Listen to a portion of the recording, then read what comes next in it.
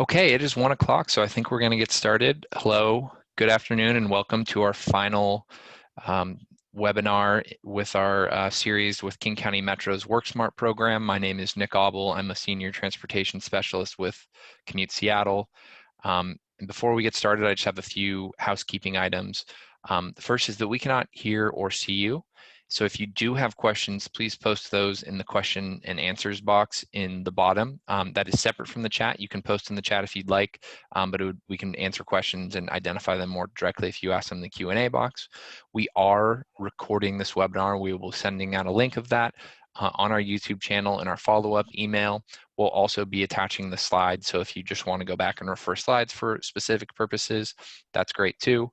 This webinar is really focused towards teleworking employees, best practices, how to get the most out of work, how to have a healthy work-life balance. So it could be something that's very useful for people to share with their greater teams. So without further ado, I would like to introduce our panelists for today. Elham Shirazi is the lead consultant for the WorkSmart program funded by King County Metro that offers free services to King County employers on teleworking and alternative work schedules. Elham has been in the telework field for over 30 years and chairs the Association for Commuter Association Telework and Alternative Hours Council. She has worked with hundreds of employers in implementing well-planned telework and alternative work programs. Elham, the floor is yours. Thank you so much, Nick, and good afternoon to you all. Really, this as Nick mentioned, this particular webinar is geared to help you as teleworkers. And in case you missed our prior webinars, they were more geared towards employers. The first one was about remote management, and the second one was about technology. So if you feel that your employer is not taking steps to maybe develop policies and put together some parameters around teleworking, please do let them know that WorkSmart is here to assist them, as is Commute Seattle. I'll show our services at the end of the presentation and how you can get a hold of us. So basically, I think what we all know is that around mid-March, we suddenly had to go towards what the media calls WFH, or work from home, and I call it extreme teleworking. Teleworking in a normal situation would really mean that, you have flexibility of doing, work at home, maybe a day or 2 days a week, not necessarily full time. And, often those days are days when other people are not in the house. You can focus, you can just have time to work on project-related work. You don't have to be running back and forth to meetings. But what happened with COVID, as we all know, is not only did we go home as workers, and which accounts really for about 40 to 50% of the working population today, but also all our other family members, household members, everybody came home too, and we all had to work under one roof, working, cooking, homeschooling, providing childcare, and everything while being stressed under the pandemic. And you'll see why I'm glad that the media keeps calling this work from home and not telework, because telework does mean that there's a balance in that day. So who are we teleworking with? And this data was from mid-April. But as we know, schools closed, and obviously half the working population is, working with their pets, obviously over half, with their, significant other in the household, a good 40% with kids on top of all that. And, some people are alone and some people have roommates. In fact, the problems for people who are alone is that they can get lonely, and they can miss on interaction, and others which are working with all these other co-workers have other kinds of stress going on. And people are interrupted, and this was in the beginning when we weren't so good at, doing Zoom and Teams meetings, that people were interrupted, between 0 to 5 times a day while they were working. And I'm sure those interruptions have grown in size, as time has gone on. And we were all excited about video conferencing and Zooming, so we started showing our faces. And now you can see that some people are less diligent about doing that. So a question was asked by, and I forgot to mention, these are from a SHRM survey, that where are you set up to work? And you'll see later why I think this is an important question. About half the working population seems to have a home office, and then a good third are working on the dining room table. And people who are working in the couch and the bed, those are not great places to work because they're not ergonomic, and you can actually hurt yourself if you stay in those positions. Okay, so I think that we have very quickly, gotten into a kind of a path of trying to determine, hopefully, our activities on a daily basis. We're trying to manage disruptions. We're trying to be calm and relaxed. And also, I think it's really important to breathe, because it's tough handling all the things that we're handling just under one roof. So what is your role as teleworker? As a teleworker, you should create a safe and calm environment, which is productive. And, unfortunately, again, there was no selection capability or eligibility built into sending people home. As we all know, almost everybody who could or who can is right now working from home. And, people weren't giving choices. And, we were also limited to whatever technology we were allowed to take home or we had within our homes. So these adjustments have been a little tough on a lot of people. Obviously, some of the issues that we are going to address through this webinar are, what is the impact on teamwork? I think that what we're hearing from people is that they miss the serendipity of the office. They miss, those brainstorming type of occasions. I think people overall miss some level of interaction. This question has always been the biggest question as far as teleworking's been concerned, even going, from 30 years ago till today, which is how will my manager know that I'm working? And in fact, a lot of managers were still questioning how will they know that you're working when you're working at home. I think what we're learning is that probably most people are working longer and working more and working harder. But we'll talk about that because that also has ramifications. But, measurement of work should be based on objectives and deliverables. Those should be very clear from discussions with your managers. Managing productivity should not be about looking to see when employees log on and log off or when they come to work and leave work. For some employees, this has meant being isolated and lonely.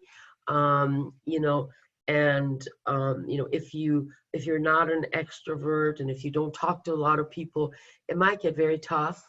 When you're teleworking, at least in an office environment, you have to come out of your shell. And everybody's gotten to be much more organized. In fact, we have heard from managers that they have become much more organized under the pandemic because they really have to know what the employees are doing and be on top of their work. In fact, it took managers longer to get used to teleworking than it has for teleworkers. And obviously dealing with distractions in the home is difficult, and it's, we don't have the options of childcare or school, or or our partners going to a job during the day. Everybody's, as I mentioned, together, which makes it difficult unless you create a separate space around what's work and what's family and what's life. And hopefully we can help you with some of that today. I believe sincerely that if your managers aren't doing this, I think we should take the onus upon ourselves as teleworkers to make sure that we're defining our work objectives and deliverables, that we're establishing a time frame around what needs to be done, and send an email to our manager probably at the beginning of the week or at the end of the last week saying, here are my goals for next week, here's what I want to accomplish, and send a status review or have a status review, and make sure that you're repeating this on a weekly basis. At least once a week. I think it's very important for employees and managers to have a video call so that you can both see each other, and your managers can also get a better read of how you're doing, to make sure that you're not looking tired, you don't look sad or obsessed.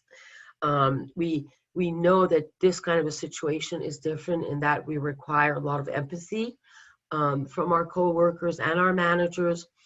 And I'm also hoping that you're interacting with each other, but we'll talk about that more in a few seconds. For some employees, again, this is just a very simple task list. You can keep one of these for the week. Just develop what you're gonna set out to do that week. What are the deliverables you hope to get? And then maybe fill out, what you accomplished and how long it took. Again, this might be too complicated for some or too easy for some, but it can kind of give you an idea. But I find that a lot of teleworkers like having something like this that they exchange with the manager. So there's accountability on both sides, and it's very clear what you're doing. And it kind of cuts down on the number of times a manager might have to call you during the day to make sure you're working, which again is not a method that we would recommend. And we told your managers not to do that. Some helpful tips to get you started. Hopefully you're doing these. If you're not, or if you've become lax about it, please go back to establishing some of these good habits. Have a morning ritual which says, this is when I start working. Definitely get out of your pajamas, get dressed, but not dressed up. I know you might find this funny, but in some organizations, they still observe a casual Friday. So everyone can really dress down on Fridays, but during the week, they keep it to just, to, something more like a polo shirt or, or jeans, or just something that looks a little bit more business-like, but not a suit and a tie, of course. Make sure that you're taking breaks mid-morning. Some of us forget this even when we're in the office. We wouldn't get up, we wouldn't stretch. It's really a bad habit to stay still. Do take a 15-minute break. You could even spend that break with some of your coworkers to talk about other issues, maybe to have a virtual water cooler, and to have some of those type of situations where you can just brainstorm, or you can talk about your pets and your kids. Honestly, those are all very necessary these days. And make sure that you eat lunch away from your desk unless you're having a virtual lunch with a coworker. So, you're maybe doing a Zoom meeting and talking to each other as you're showing off your food and what healthy meals you've made for yourself, because you're not, getting food from the outside. Make sure that in the middle of the afternoon, you take a break. You can go for a walk, get some fresh air, exercise. It's definitely highly encouraged that also you have an end of the day ritual. Please have a time that you unplug and say, I'm done. And make sure that you actually stay away from news and radio and any kind of media while you're working, because it can be quite disruptive. It can be sad, it can be dramatic. So it's generally a good idea. I don't even turn on the news till the end of the day or read anything about the news. And some people find that just before, they unplug from work, right after they unplug from work, it might be a good time to just spend 10 minutes of mindfulness and meditate if possible. That definitely does give them some more calm in going and dealing with family and other responsibilities that they have. And I really want to recommend to you, please, if you haven't yet, do take some time off. Even if you're not traveling, just take time off and promise yourself you're not going to open up your laptop. You're not going to respond to emails, and just get a break from working, because this has become quite perpetual, and we all do need personal time off. I took a few days off a few weeks ago, and I can't tell you how wonderful it was not to have to attend a single meeting or a webinar or Zoom or Teams meeting for a few days. Okay, very highly recommended that you do have a dedicated workspace at your home. Now, some of you may have a separate room that you can go into and work. For some of you, it might be a corner of your bedroom. For some of you, you may not have, a dedicated space. However, we really do believe that you should try, because we're 4 months or even longer into this now. And, from all probabilities, it seems like definitely till January, most of us are going to stay in this mode. So, start carving out a place at your home which says, this is where I'm going to always work from. If you're working from a kitchen table, maybe it's time to invest in that desk. And I'll get to the ergonomics of all that, but you want to make sure that you have a space and that you set it up safely, and that it's kind of where you go to do your work, as opposed to the kitchen table, which you might have to share with others within your household. I've talked about routines, and please, again, just from tomorrow, again, go back to having some routines. And obviously, you need to schedule your work on what's a priority to the organization, not necessarily what can get done very quickly.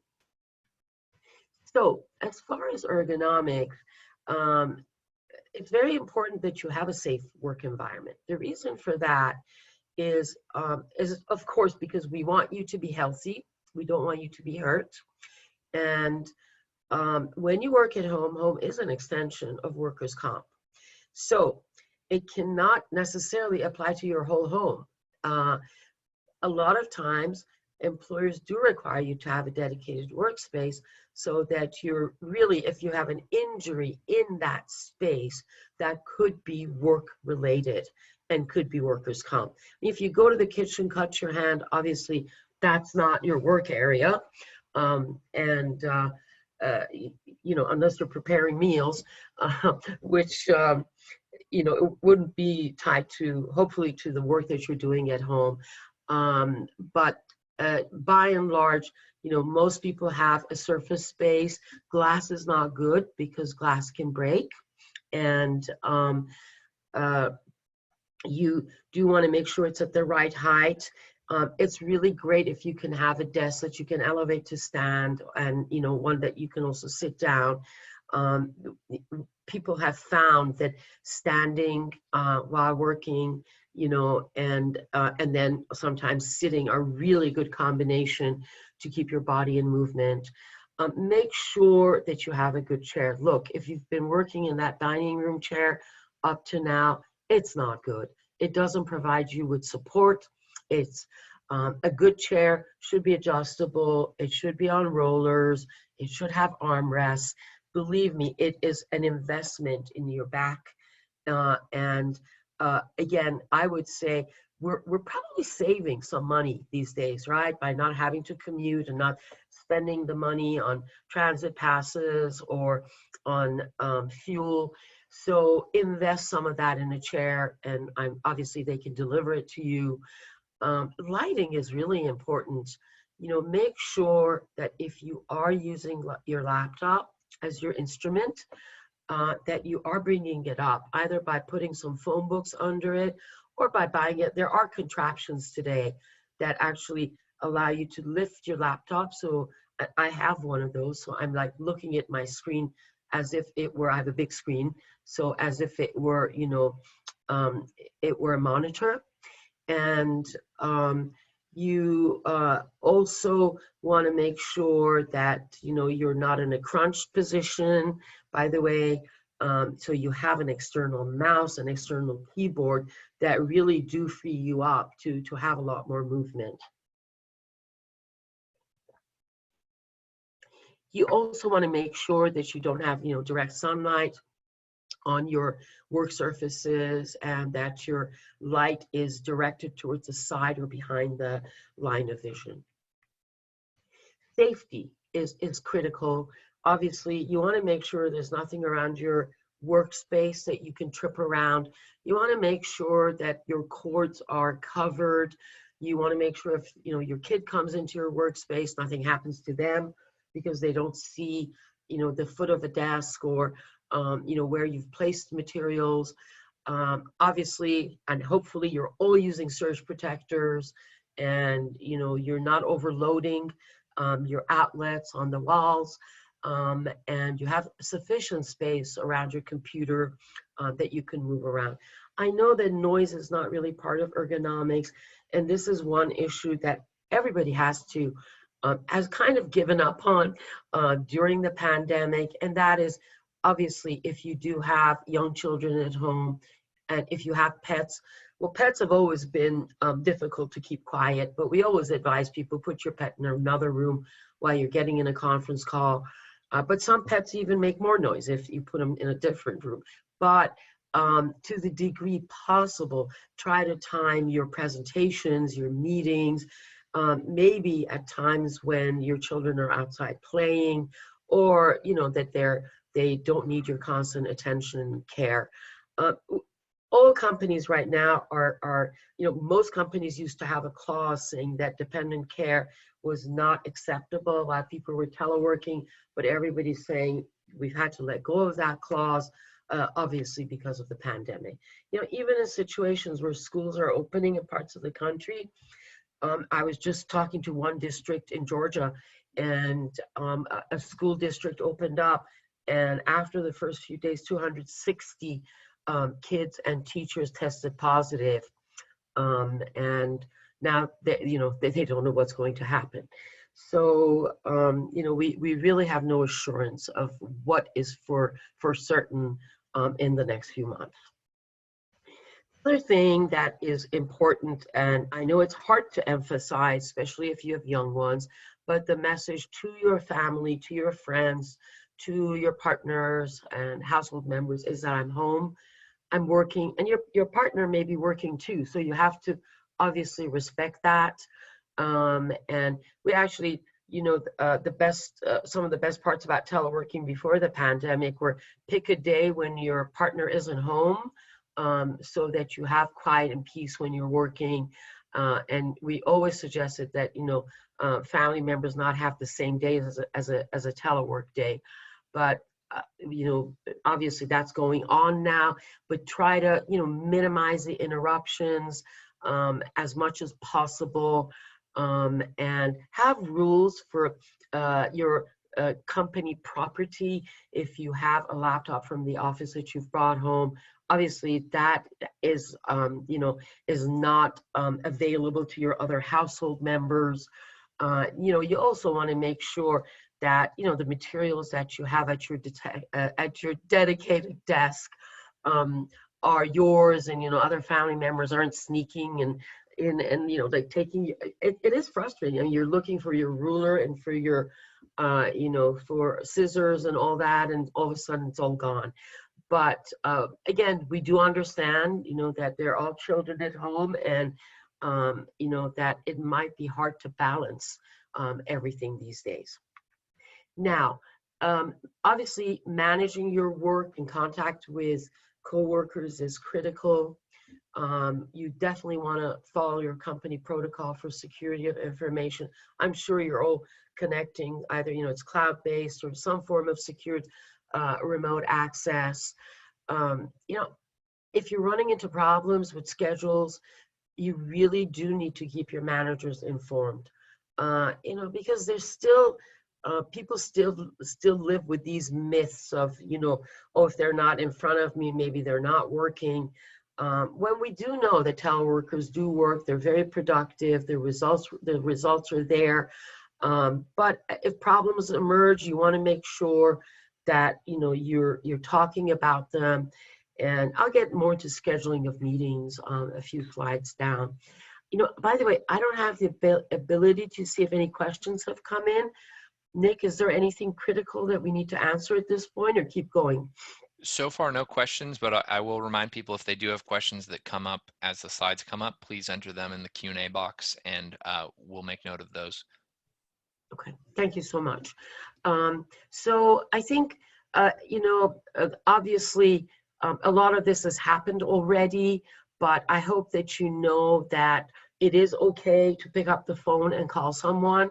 I think in the midst of all these emails and meetings, we've forgotten that we have a very simple instrument here called the phone. And sometimes all you need is a phone call and a 5-minute conversation. So it is okay to still call people. I know that even when I call some of the people I work with, sometimes they're surprised, like, we didn't have a meeting. But what I need is a 5-minute answer. If you're not available, don't answer. Sometimes people text back and forth, and that's okay too. I think we've all seen our emails get flooded. I would really think through, what should be part of a conversation versus what should be in an email. Some days I can barely empty my box because there's so much correspondence just through emails. And I think we need to give some thought to, when does the phone work best? When does a meeting work best? When is a text sufficient? And when is a meeting really needed? If you think back to when we all worked in offices, I really believe that people in offices also met too much, in that it would be hard to get some time to do project work. So definitely think through how you're using the time to collaborate. And do talk with your managers if you can flex your schedule. Some teleworkers are starting earlier, ending earlier, so they can attend to their kids. I forgot to turn my phone off. Attend to their kids, in the afternoon when their other partner is, maybe has to take on that duty in the morning. Some people start later, end later. And do try to define with your managers what the core hours are that can be expected of you. Some managers are flexible, and they may accept that, okay, the best times to get you might be the afternoon, and in the mornings it might be a little bit harder. So the more clear conversations you have about those core hours, I think the easier it is to telework. I know some companies are still being a little difficult in saying, no, these are our hours, you have to be available, but we all know that it doesn't always happen. Now, as far as teamwork, I can't tell you how many companies have told me that maybe their Tuesday 15-minute huddle works great, to just have a 15-minute huddle for everyone to go over what they're doing that day. Quick meetings, where you get to see each other.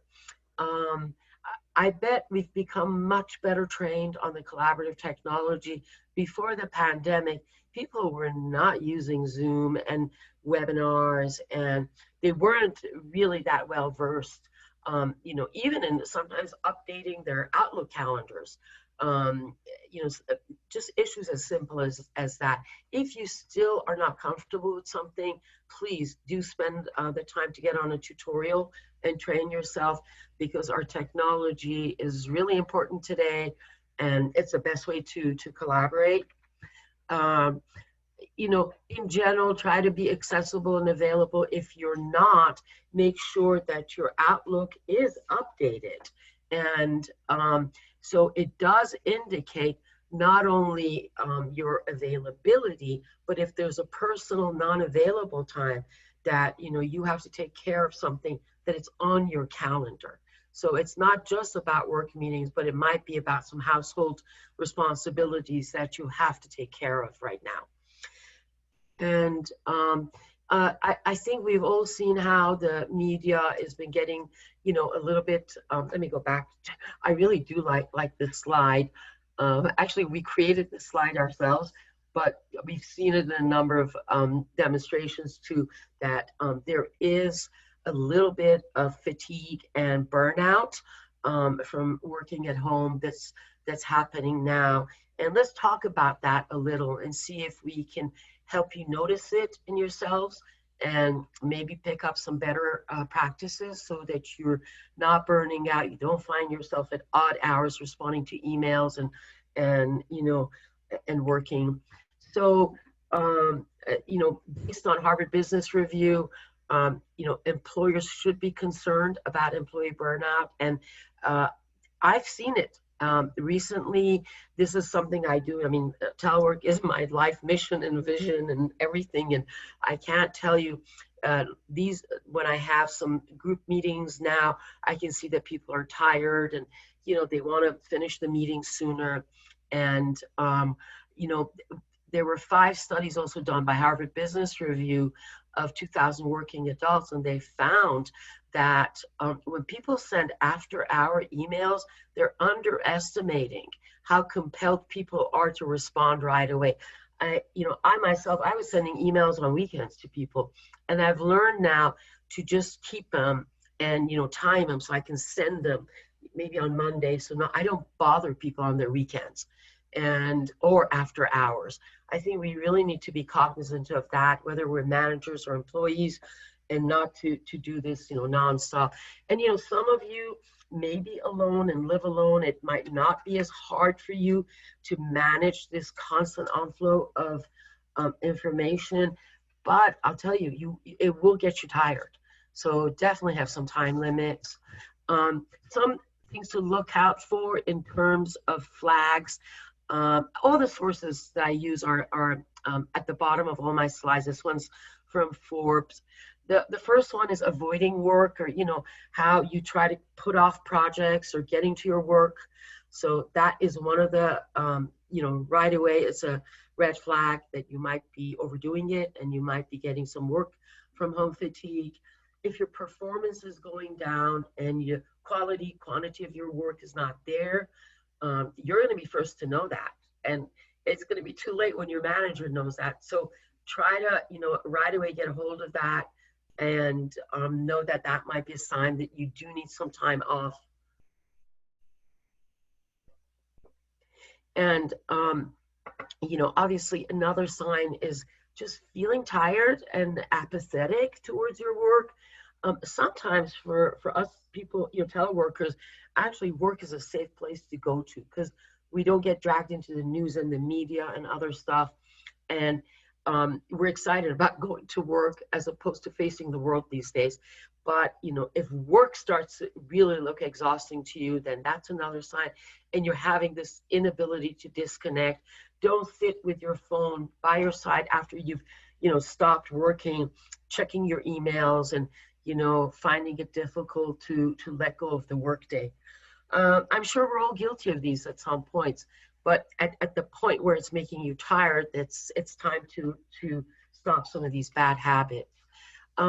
It's good to have physical and social boundaries, and that's why I always recommend having a dedicated workspace, because eventually even your other household members will see, okay, you're at your dedicated workspace, maybe I should leave you alone, and not bother you during the day as much, or maybe I can go and do something. It does create, it's creating some space around your work versus what is, your home life. And also having time boundaries is very important if you can maintain those. When you're working, work, and when you're attending to household duties, attend to household duties. It's really hard and frustrating to do both of them at the same time. And, multitasking is not a great idea, especially when it's work and life. And also focus on your most important work as opposed to, might be easier to just send emails, but I would say, when you're fresh, start with your big project work. And then, little by little, try to catch up with some of your emails. A few other burnout busters are, maybe have office hours, just like, professors would do at school. And, or when you were in college and, so the door was closed and you knew that, okay, so you would send an out of office notification and you can create yourself a block of time where you can focus. So, or even if it's time that you need to just rest a little bit, create that space for yourself on your calendar, and make sure your manager knows that this is what you're doing because you're tired, or you need to write a report, or you need to focus. I think I've told you enough about taking time off, but believe me, I haven't told you enough, because so many people are saying, why should I take time off now when I can't travel? I want to save my vacation time. But that's hurting you. That is hurting, your mentality. That's hurting you physically. So definitely, just, maybe go out of your house for a day. Go to nature and, get away from all this technology. Okay. Make sure you have a hobby. I know that this, I believe me, I don't mean to talk down or anything at anyone. We're all guilty of this. And sometimes, work becomes something we feel passionate about. And I think it's time to discover other interests we have and to make sure that we nourish them. Talk with your boss about your job description. If you're, feeling that it's not, you're not feeling, good about it, maybe brainstorm with your supervisor or mentor about how you can do it differently. And by the way, it's okay to talk about your feelings. I don't mean to play shrink. I'm not at all, a psychologist, but, if you're feeling burned out, talk with your manager, talk to your coworkers, and really do take some time off. Now, Zoom fatigue is real. There's studies underway that overdoing Zoom, overdoing the webinar aspect and meetings and Teams is hard. And people are looking for this more and more in terms of Google searches. And it can, be triggered by spending a lot of time on virtual meetings, which I think we're all guilty of doing because we don't have the face-to-face. However, these meetings are draining because we have to focus a little bit more intensely to absorb the information. We're not used to doing it with, a computer all the time. And it also is easier to lose focus on video calls. Because not everybody may be seeing you. Make sure that you are paying attention. Make sure it's good to sometimes show your camera and look at the camera so people know you're listening. If we're with many people at the same time online too, that can be a little disturbing. So sometimes, make sure that you're only, seeing the speaker. And I think I have a slide that talks about this. A few other techniques about Zoom fatigue, and I don't want to fatigue you from going over these things, but these are things that we're learning as we're teleworking nonstop. Do take time to settle before you start a meeting. Take time to say hello to people, and make sure that you're reducing on-screen stimuli. As I mentioned, choose the speaker view so you can only see. Sometimes it's good just to see the person who's speaking. You can block your self view if that is, some of us find a hard time looking at ourselves, and resist multitasking. And, do make virtual social events something that people can opt into. That's how we're doing our employee engagement. I think I talked about switch to phone calls or email sometimes instead of having a meeting. Don't always default to video. Sometimes audio is fine, especially when you're just meeting someone. It might be awkward. It might be easier to first meet them by phone and then migrate to video. Have an itinerary for the meeting.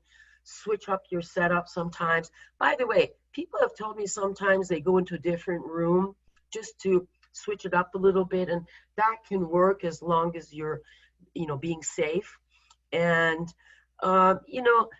let's see if we can, kind of refrain from having very high expectations from all this online communication. Because let's face it, it only comes that close to having that interaction on a one-on-one basis. But it's what we can do for the moment. Use technology when possible. I think I've talked about a lot of this. I'm not going to go over every point, but have a video meeting at least once a week with people who work with you or with your manager to make it more fruitful. Those short team huddles are great. By the way, I read an article about how a 15-minute conversation might be better than a 30, and sometimes a 45-minute conversation is better than an hour. So keep those in mind. Here's some ideas about, just employee engagement that companies are practicing. So don't let go of those birthday celebrations. Still, wish each other happy birthday. Those water cooler get-togethers are getting great reviews. Virtual icebreakers, game night. Sometimes people have game night with their coworkers and they play games virtually. Sometimes it's pet hour, meet my pet, meet my kid. So whatever works, but do create that social space with your coworkers so that, you can have fun together, because we did have fun together and we will have fun together again. It just may be different and there might be more flexibility. So I want to close with, before, you can ask questions, Work Smart is funded by King County Metro. There is no cost to employers. We can provide your employer with one-on-one consulting in everything from developing guidelines, policies, doing training for teleworkers, doing training for managers, consulting on technology, doing some midterm evaluations. A lot of companies are coming to us now with, can you do some focus group meetings for us? So we have focus group meetings for about 15 to 20 employees or 15 to 20 managers separate to see how it's going, what are the issues that are surfacing, to help the employer, turn around the situation. And, things are kind of at a pressure point right now. And obviously we can help you, your employers meet their commute trip reduction goals that they have to, if they are under a trip ordinance. And here's some ways to reach out to us. I have put the King County website here. That's www.kingcounty.gov/worksmart. My email is here, and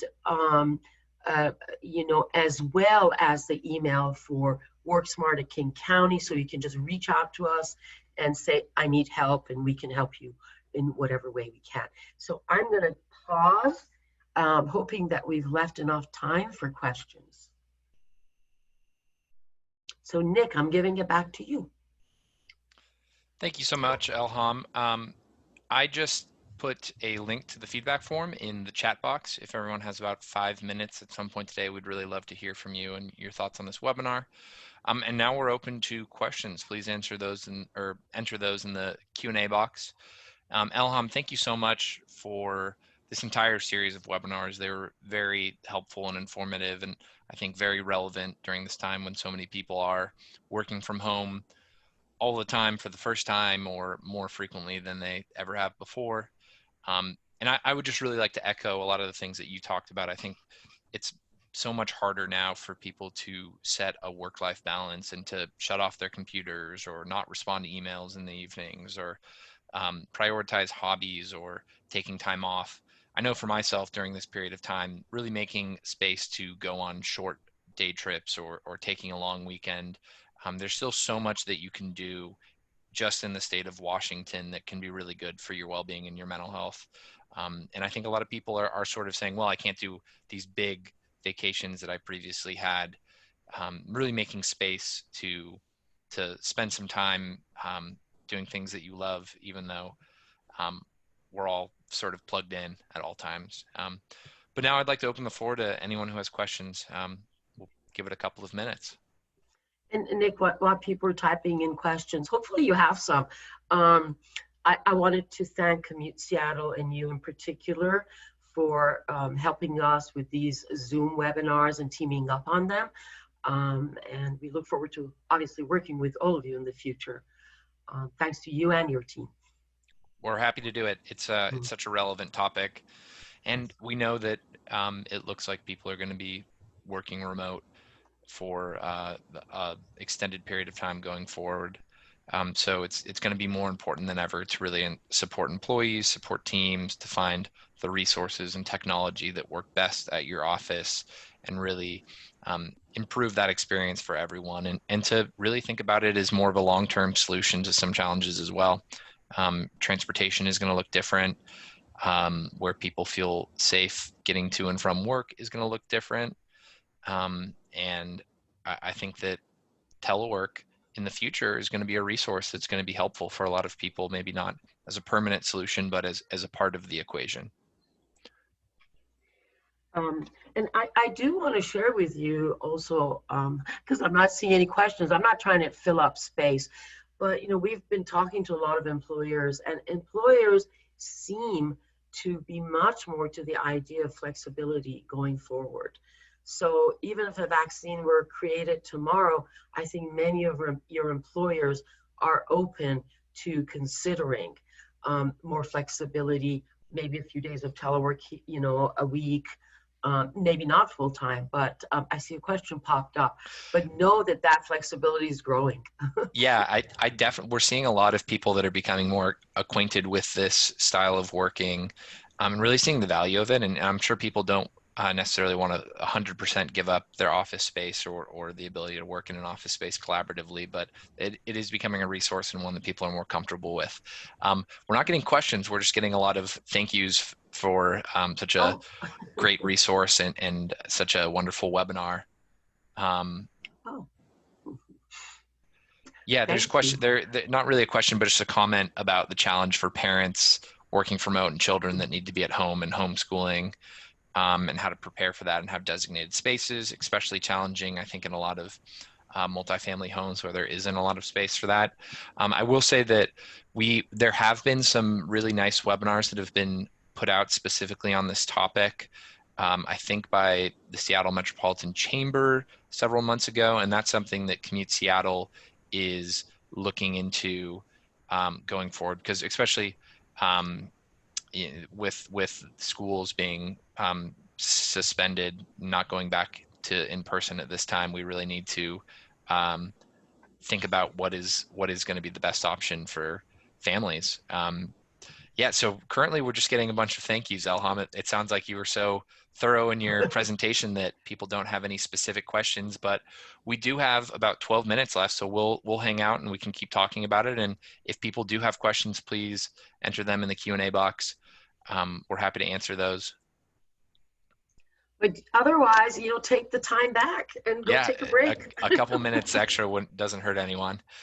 One thing that we've been thinking a lot about at Commute Seattle, and I recently saw some interesting information on Elham that maybe you could speak about, is just having a healthy balance of the type of work that you're doing.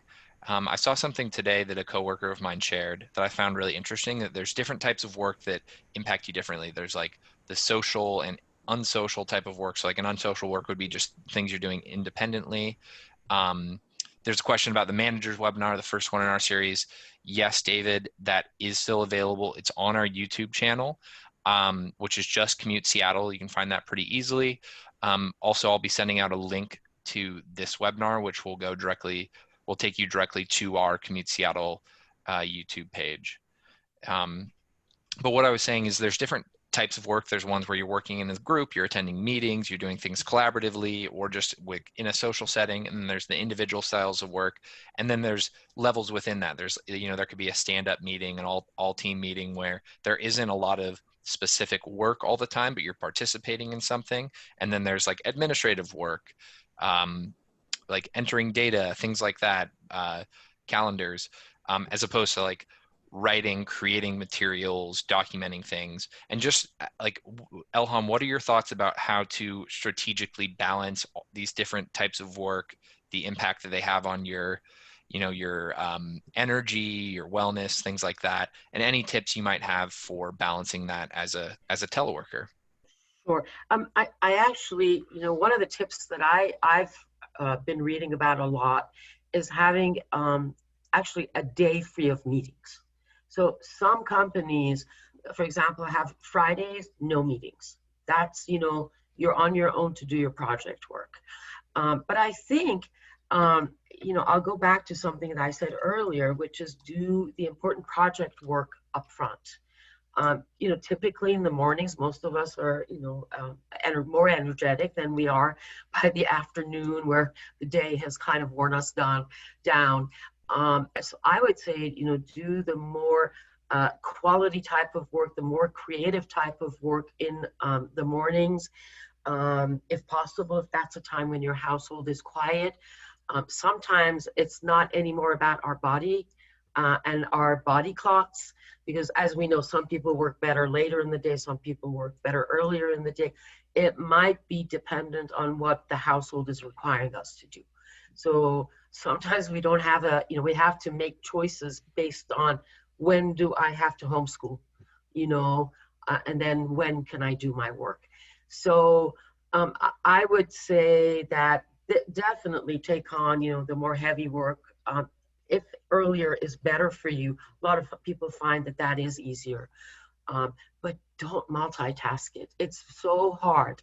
I mean, I see people in meetings, they're playing chess with their kids. I don't know how they're concentrating. It's just hard. Yeah. To the degree possible, try to not intermingle the two spaces. That is, I think, what tires us most.